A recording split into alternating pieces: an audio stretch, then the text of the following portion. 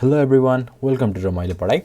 Today we are going to learn about the indices, that is lesson 9 of class 10 mathematics, and from this chapter we will get a question marks of about 2 to 4 marks in yes EE. So let's start the lesson. First of all, we will learn what indices is. So indices are exponent or power that is raised to a number or variable, and the number can be 0, 1, 2, any number, and variables can be a, b, c, z, x, minus y, anything. It can be anything. Okay, so if we raise exponent or power to the number of our variable, then it is indices. So 0 to the power 1 or 1 to the power 3 or 2 square or e to the power 3 or b to the power 9 or c to the power 1 or z to the power minus 2 or x minus y to the power minus 7. These all are called as indices because an exponent or power is raised to a number or variable. So this is definition of indices. And if any number or variable, you already know what number is and what variable is. So if any number or variable is multiplied by the same number or variable 2 or more than 2 times, so should be multiplied by same number of variables 2 or more than 2 times, this multiplication can be expressed as an index. So index can be represented by the multiplication of 2 same number or variable by 2 or more times. Let's take an example. If we multiply one cat with another cat, then it will become cat square because 2 cats are multiplied, and this cat square is called index. Don't get confused about index and indices. Index is singular and indices is plural. Okay, now let's move on to examples. Here a square is indices because a variable has and exponent or power raised. Okay, here this is also index or indices because the variable c has square, that is power raised, and this a minus b whole square is also index because a minus b have power of 2 raised, that is a minus b whole square. This is also index because there is power raised to a variable, and these two are also called indices because power is raised to numbers, that is 5 is the power of 2 and 3 is the power of 5. Now let's understand what this is. A square means a is multiplied 2 times, so this is a square. C square means c is multiplied 2 times. Similarly, a minus b whole square is a minus b multiplied 2 times. Okay, so this is a minus b whole square. Do you know the formula of a minus b whole square? Yeah, that is a square minus 2ab plus b square. Okay, you have memorized it, right? Now let's find out why a minus b whole square is equals to a square minus 2ab minus b square using indices. So as we have already know, a minus b whole square is equals to a minus b multiplied 2 times. Now opening the bracket, we get a minus b minus b, a minus b, and it is equals to a square minus ab minus again ab plus b square, and that gives us a square minus 2ab plus b square. Please let me know if you get confused on opening this bracket, because here minus is multiplied by minus, that gives plus, and this is some complex things. I used to get confused a lot during my school times in these simplifications, so you can ask me for help. And now a to the power 5 is equals to a multiplied by a 5 times, so 3, 4 and 5, so this is a to the power 5. Now 2 to the power 5 is equals to 2 multiplied by 5, 2 multiplied 5 times, so 4 and 5, so 2 to the 4, 4 to the 8 to the 16 to 32, so 2 to the power is equal 5 is equals to 32, and 5 to the power 3 is equals to 5 multiplied 3 times. So this is equals to 5 5 to 25, 25 5 to 125. So this is equals to 125. So this is about the basic of indices, and we have some laws of indices. Let's understand it one by one. So the first law is multiplication. Here a to the power m multiplied by a to the power n is equals to a to the power m plus n. If the number or variable is similar, then the power gets added. Okay, let's understand this by an example.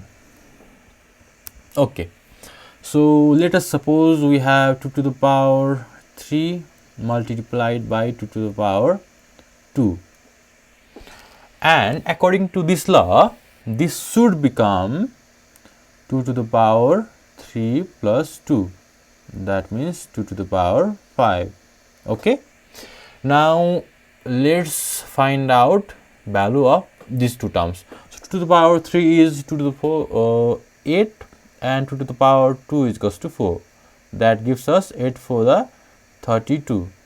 So this value is equals to 32, and 2 to the power 5, that is also equals to 32.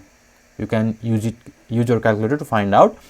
That means this is equals to this. So the law is verified. We will verify this law using this example. Okay, now there is another law, that is division. Here a to the power m divided by a to the power n is equals to a to the power m minus n.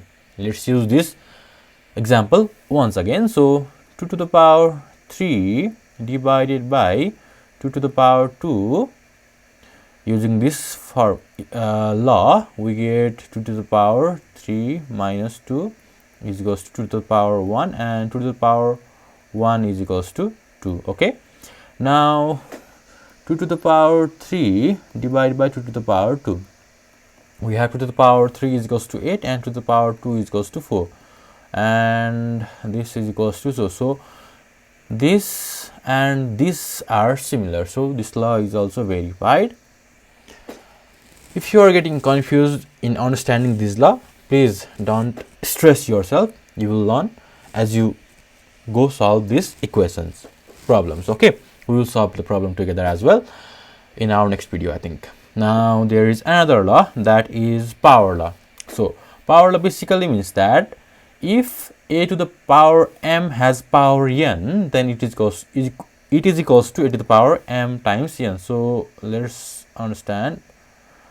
Not 3, we will use our friendly 2.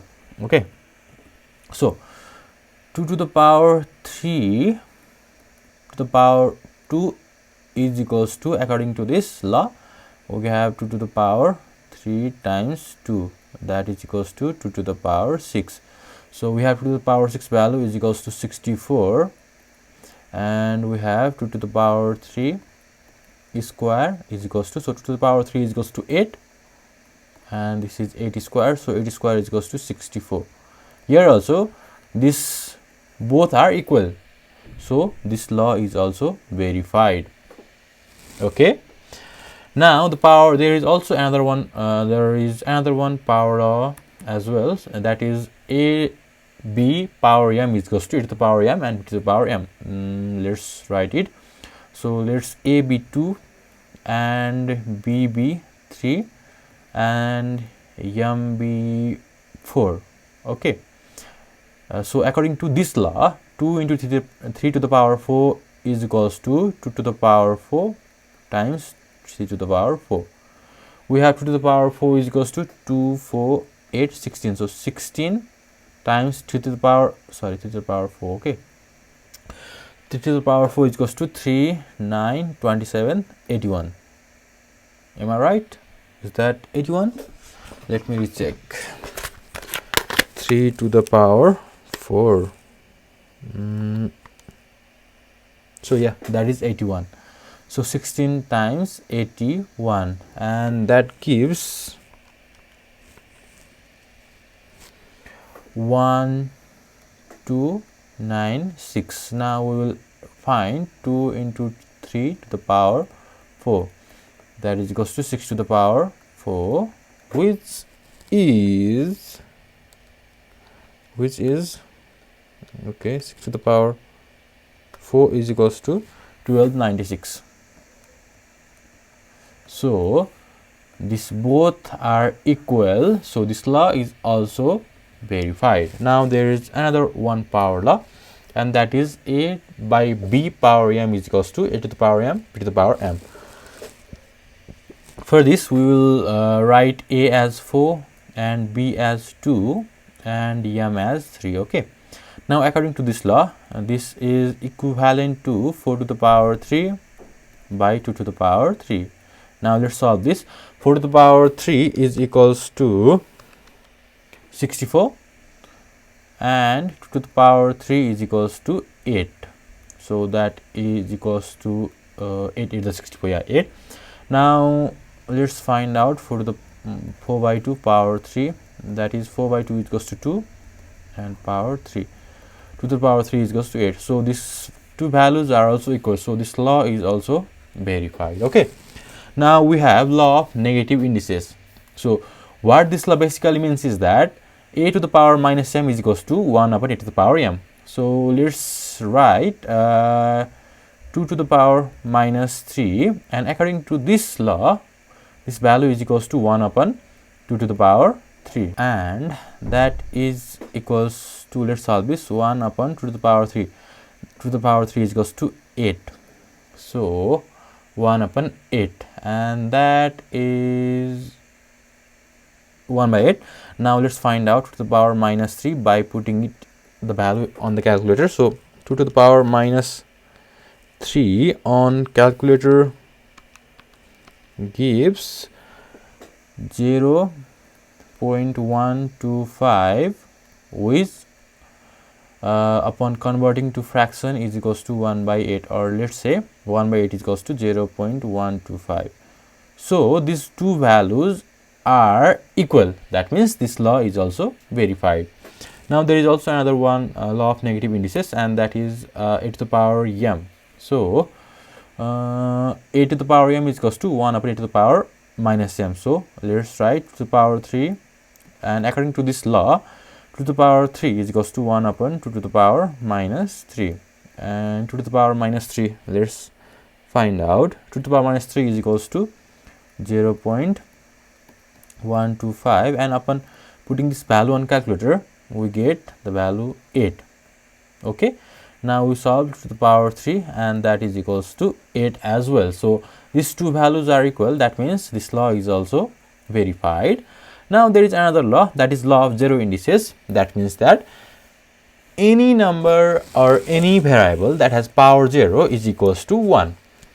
Suppose 2 to the power 0 is equals to 1, 3 to the power 0 is equals to 1, 1, 2, 3, 4, 5 to the power 0 is equals to 1, A to the power 0 is equals to 1, Z to the power 0 is equals to 1, A minus B to the power 0 is equals to 1. So this is law of zero index. That means any number or variable that has power 0 is equals to 1. Okay, now let's move on to another law, that is the root law of indices. And root law of indices means that says that the n root of A to the power m is equals to A to the power m by n. Now let's suppose okay, so square root of 2 to the power 6 is equals to 2 to the power 6 by 2. Here this 2 goes on the denominator of the power, this 6 goes on the numerator of power, and we have base 2. Okay, so this is this. Now 2 to the power 6 by 2 is equals to 3, so 2 to the power 3 is equals to 8. Now let's find out the value of square root of 2 to the power 6. Now putting it on calculator, square root 2 to the power 6 is equals to 8. So these two values are equals. That means this law is also verified. Now what remains is that you need to try to memorize this law, and if you can't, that is not a problem. While solving these questions, you will get used to like remembering or used to solving using this law, and that will make you easier to solve the power of the question of indices. So this is all about the video of indices, and we will solve the problem of algebraic fraction and indices in one single video. So keep looking to our channel, and we will update you in the next video. Till then, bye bye.